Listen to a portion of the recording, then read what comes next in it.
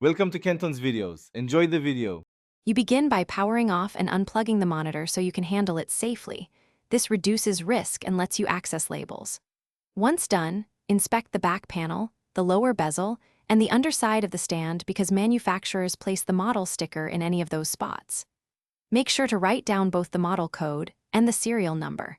The model often uses letters and numbers together and is needed for drivers, warranty checks, and support requests. Next, use the monitor's on-screen display menu because many models show the product name or code in an info section. Press the menu button and navigate to information or about. Then check your operating system. On Windows, go to Settings, System, Display, then Advanced Display to see the connected monitor name. On Mac OS, open About This Mac, System Report, and look under Graphics/Displays for the monitor identifier. These steps confirm the model when labels are missing or unclear. Finally, take the confirmed model or serial to the manufacturer's support page to download drivers, firmware, or manuals that match your display. This resolves most compatibility issues.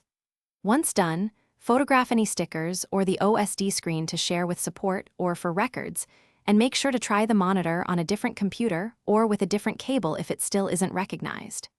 If problems persist, unplug, reset connections, and contact support with your images and model details. Thanks for watching. Consider subscribing if we helped you.